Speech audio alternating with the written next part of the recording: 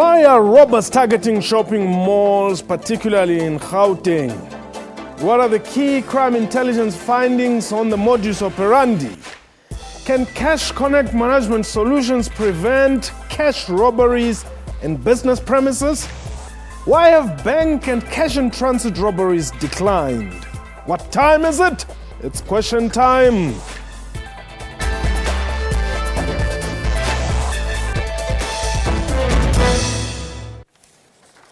Hello and welcome to the show. My name is Mpotsedu. While the South African Police Service has set up a task team to investigate the demilitarization of the police service, recent SABC crime statistics indicate that amongst other crimes, or rather in the past year, 16,377 businesses were robbed, and that is what was recorded, which is over 13% increase. The recent spate of shopping mall robberies, with some committed in broad daylight, has ironically coincided with a remarkable decrease in bank and cash in transit robberies over the past 5 years. My guest today is Richard Phillips. He's the joint CEO of Cash Connect Management Solutions, and Dr. Johan Berger, senior researcher at Institute for Security Studies Africa, joins us from our Pretoria studios. Mr. Phillips, let me start with you. I know the statistics there seem to be confusing a little bit. What are the correct figures? Okay, so what has happened is we've seen an almost 14% hike in the number of armed robberies against business in South Africa. So last year we had just over 16,000 attacks, and in the previous year, I should say, and in the latest statistics issued by the police, that number has grown to 18,615 attacks, which in effect is some 51 attacks a day. Okay. Now, why are robbers targeting, business premises? Primarily, the target is cash. Cash is the most attractive target for most robberies, and the fact that over the past few years, certainly over the last 10 years, the banking fraternity and the cash and transit fraternity has systematically been able to reduce the number of attacks against it by improving their processes, their technology, and so forth. The bandits have redirected their attention to business, where money is relatively easy to get their hands on. So you can see a very distinct swing away from the one sector, banking and CIT, to business. What do you do as Cash Connect Management Solutions? We've developed a technology and a service profile that allows the retailer to bank his money effectively in the store. We put a highly robust safe, electronic intelligence safe into the store, and the cashiers are able to take the money from the till and deposit directly into the machine, and we then pay the customer away electronically, the store electronically, and take responsibility for the risk of the cash in the safe, from the point that it's dropped into the safe all the way to the bank. And the most important aspect of that is that we put a very robust safe into the store and effectively remove the cash from being easily accessible to a bandit. So the bandit now has there's no real target for him to attack, and he moves on. He's deterred and moves on to softer targets. Fact of the matter is, most of these robberies happen because of what is termed inside job. Sure, absolutely. So there's a lot of inside. These guys don't hit and run off the cuff. Yes. They plan. The size of these gangs can vary from 10 to 15 people at a time. They carry fully automatic and semi-automatic weapons. They execute these crimes with a lot of planning, and part of the planning is to establish where the money is collected in its highest value at its easiest point of target. And at that point in time, they hit the store. And the idea is to get in, get the money, and get out within 3 or 4 minutes. Okay. Dr. Johan Berger, let me bring you in here.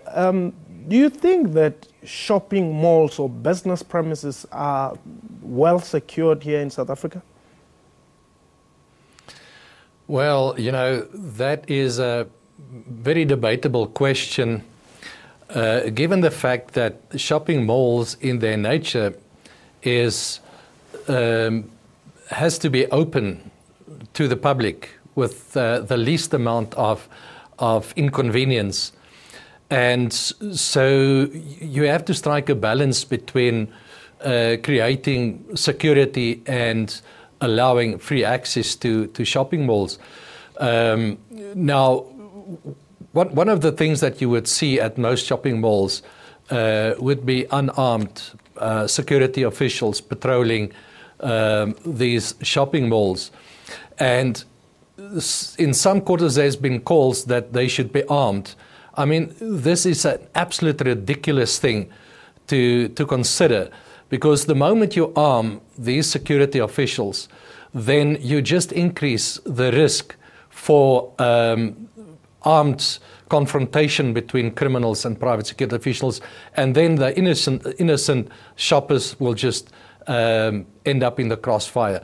So I think, although one would expect a high visible presence of private security officials, you would also expect the police, especially in high-risk areas, so-called hotspot areas, that there should also be on the outside of these shopping malls a high visible police presence. Okay, Dr. Brega, let me just interject there. Before we go to police visibility, wouldn't you say that robbers would think twice if they knew that wherever they wanted to go and rob, there are armed security guards? No, I think quite the opposite. You know, these criminals, we know that the moment you increase the kind of risk that they would encounter, the obstacles, they would just then increase the level of violence that they will focus at that particular target. So I doubt that. And, you know, the risk that you then take is to increase the risk to innocent bystanders, keeping in mind there's a concentration of ordinary members of the public in these shopping malls. So that is definitely the kind of thing that you would want to avoid. Okay, let's quickly talk about this police visibility. Well, you know, I think this is the security in the business community, including at shopping malls and so on, is always going to be a shared responsibility, definitely not just a police responsibility. But both parties have a responsibility. In terms of the business community, of course, they need to involve private security. They need to put measures in place to limit the amounts of cash that they have available. As Richard mentioned, this is the biggest target. So you need to reduce that target.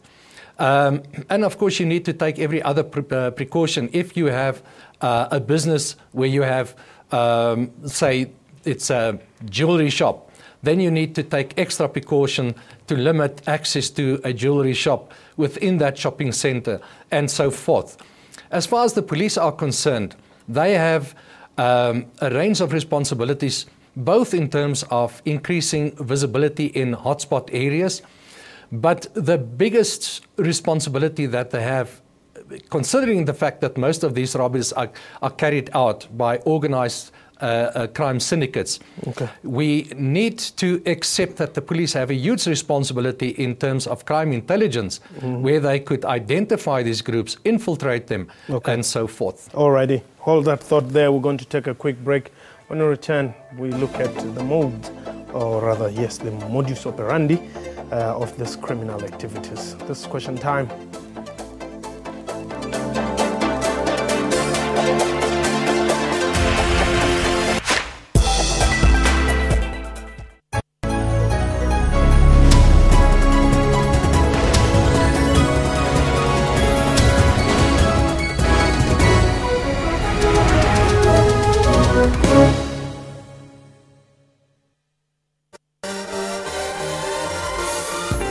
One of the most recognized and well-known leaders in the market for premium quality chocolate shares with us the history of making chocolate. using a very good quality one.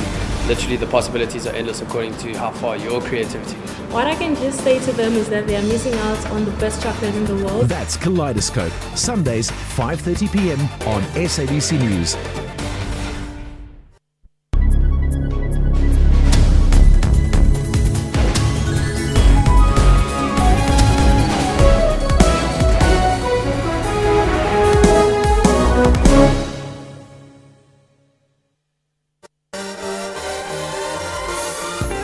One of the most recognized and well-known leaders in the market for premium quality chocolate shares with us the history of making chocolate.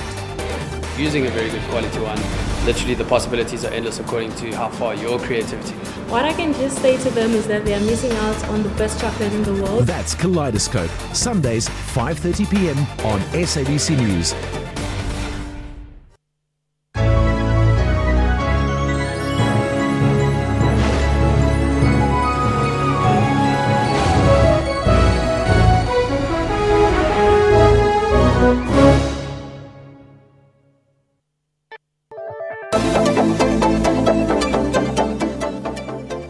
Welcome back. You're still watching Question Time. My guest today, Richard Phillips, Joint CEO of Cash Connect Management Solutions, and Dr. Johan Berger, Senior Researcher at Institute for Security Studies Africa from our Pretoria studios now. Mr. Phillips,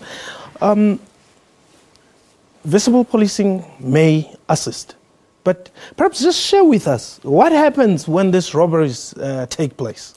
It's a very interesting question. You know, we look at the stats and we talk about 51 robberies a day, but it doesn't really illustrate what actually happens. So in a traditional environment where there's no automated cash management arrangement going on, cash is readily available in the store and it's collected in the tills, and then it's collected from the tills into some point at the back of store and accumulated. And the bandits, as we earlier spoke about, find out about this and understand what's available and when. So when they attack the store, their job, their whole point of departure is to get in, get the money, and get out in the shortest possible time. Yeah. So surprise is the first obvious technique. They can be extremely violent. They shoot into the ceiling and create panic, get people to all fall on the ground. So imagine you're in the middle of a store, a retailer, and you've been intimidated to that extent. Everybody's on the floor, and they go straight to the target and go grab the target. And if anybody tries to resist, they're putting their life at stake, because they won't tolerate any kind of resistance. They're in, they're out, and they go. And the aftermath of an attack like that is incredible. We've got a whole lot of innocent folk who, whether they're staff or whether they're customers, they've been totally intimidated by this whole event. And that has an ongoing impact on the whole trading environment within the store, because it is the natural psyche of people not to want to go back into a situation where they have been intimidated like that. So that's why it's so important these days to introduce a solution which effectively removes the cash and the target, and thereby dispatches these bandits somewhere else. But, Mr. Phillips, do you think criminals care about the notices that you put when you enter shops and filling stations, convenience stores? You find these notices. All over the place. Yeah, the cash in this premises is protected by time delay clocks. Yes. Do they really care? Yes, they do. They do care. And they care when they know that all that ready cash in the store is no longer available. It's secured in a categorized vault, cash vault. When it's a cash acceptance device, it's categorized to a high level, category 4, and you can't get it. So to give an example, I mean, in the last 6 years, we haven't had a single client with a system of ours that's been the victim of an armed robbery in pursuit of the cash. Not one. What are they in pursuit of? If they ever do an armed robbery, it may be for the cigarettes or the other things that may be available in the store. But the cash is not a target anymore, because the cash is secured and not available. Okay. Dr. Johan Berger, it would appear that these criminals are becoming more careless, if one can use the word, because I was talking to the police minister the other day and he was saying it's mind-boggling why they're not even hiding their faces, they are not even trying to conceal their fingerprints and all that. Well, you know, that clearly appears to be the case, and I think this just shows you that they are increasingly becoming confident that their chances of getting away with this robbery is improving as we go along, and it just shows you that they have very little regard for the efficiency of the police service to trace them and to successfully prosecute them. So that clearly is something that the police should be looking at. And we know, you know, as I said, although this is a shared responsibility, there is a huge responsibility on the police service to sort of prove us all wrong. And we know that the Provincial Commissioner of Gauteng, because this is the province with the highest number of robberies, that he promised to put together a task team, and I think that's a good starting point. But the best way of getting this type of crime down is to successfully identify, arrest and prosecute these criminals. This is not happening at the moment, or at least not happening enough, and I think this is what is emboldening these criminals. Now, there seems to be this trend, that jewelry and electronic shops have been the target. Any reason there? Well, you know, I think Richard pointed out earlier that the banking industry, the cash and transit industry, had huge successes with the robberies at banks and cash and transit vehicles, and we know the decreases that we've seen in previous years, although in the last year there was huge increases again, so the tide appears to be changing again. So what they've done now in terms of targeting these shops is something that we also need to point out, is that these criminals do target selection, but they do target selection on the basis of a risk analysis that they do. Doing this risk analysis is to determine risks in terms of profit, but also with the lowest possible levels of risk. Once a target becomes increasingly risky, these criminals, they don't disappear, they just move on to other targets that are less risky. So we'll see this thing changing all the time if, by combining their efforts, the business community and the police are able to make these shopping malls more risky and less profitable for these criminals. They will not disappear, they will simply move on to something else. Is there enough collaboration between all the stakeholders that are involved here? I'm talking about your store owners and mall owners, police, security. There is a lot of collaboration in the industry. I mean, you've got organizations like the Consumer Goods Council of South Africa that represents a very big sector of the retail industry, and they, Business Against Crime, and the police. But of course, the business premises, certainly the ones in the high street, are largely individually owned or franchised, and the business owners have the responsibility of deciding what to do about the security of their businesses. So we give them guidance and they get some guidelines from their businesses, but at the end of the day they need to make the call. And I'm not entirely sure whether the individual business owner really has understood the scale of the threat that it has become.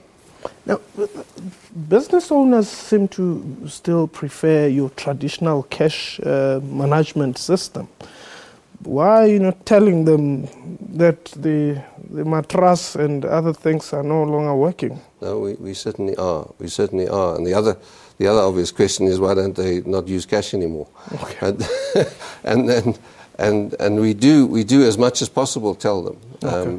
But we need to also understand that the consumer prefers cash. Okay. Ultimately over any other form of payment. All right. So in South Africa we have something in excess of 80% of all transactions are still being done with cash. Okay. Hold the thought there. We're going to talk about the decline in cash in transit only after the break. This question time, please don't go away.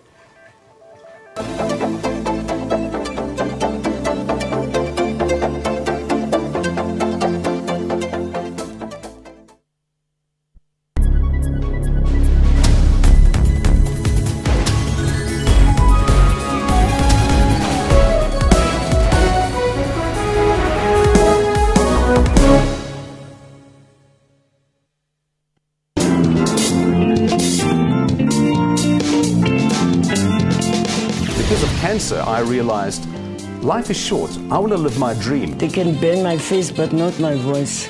I'm definitely not a cross-dresser. South Africa, I'm just a gay man.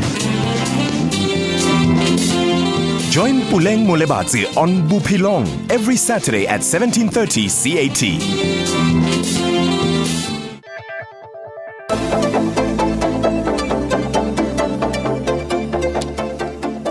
Welcome back. You're still watching Question Time. Our guest today is Richard Phillips, Joint CEO of Cash Connect Management Solutions, and Dr. Johan Burger joins us from our Pretoria studios. He's with the ISS Africa. Now, Dr. Johan Burger, you have also remarked about the low, or rather the decrease in cash in transit robberies. Just talk to us about that.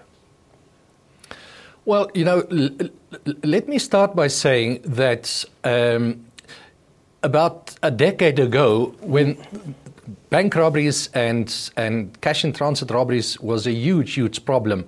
I mean, even further ago, 2 decades ago, bank robberies, we had something like 560 bank robberies in South Africa. The year before last, we only had 7. It's increased now to 21 again. Almost the same goes for cash in transit robberies. It fluctuated a little more, but since 2006, there's been a huge drop in cash in transit robberies. Now, one of the instruments that enabled us to bring these crimes down so dramatically was what the police referred to as a priority committee. There was a priority committee on bank and cash in transit robberies, and both Richard and myself served on that committee. And it was an absolute joint committee that represented the banking industry, the cash in transit industry, and the various branches of the police service. One of these branches was the Serious and Violent Crimes Unit, as well as crime intelligence.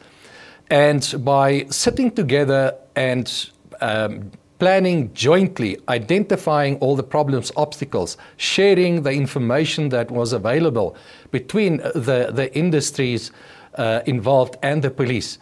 Over time, I think we managed, through all the various strategies that developed out of that, to focus on these criminals, and in the end made those targets less profitable, more risky, and the criminals started moving into other areas such as attacks on ATMs, using explosives and so on. And we also at the same time saw huge increases in house robberies and other types of business targets. You served in the same committee? Yes. What was your role there? I was at that time the chairman of the Cash and Transit Crime Prevention Forum, yes, which is a collective crime initiative under SABC that we felt at the time that there was a need for collaboration in fighting crime. It was a common scourge, and that institution, that organization exists to this day. Okay. What were some of the observations out of that? Over and above what Dr. Johan Burger has Well, it just meant that by sharing intelligence on crime and bandits, because the same bandits attacked one company will attack another company.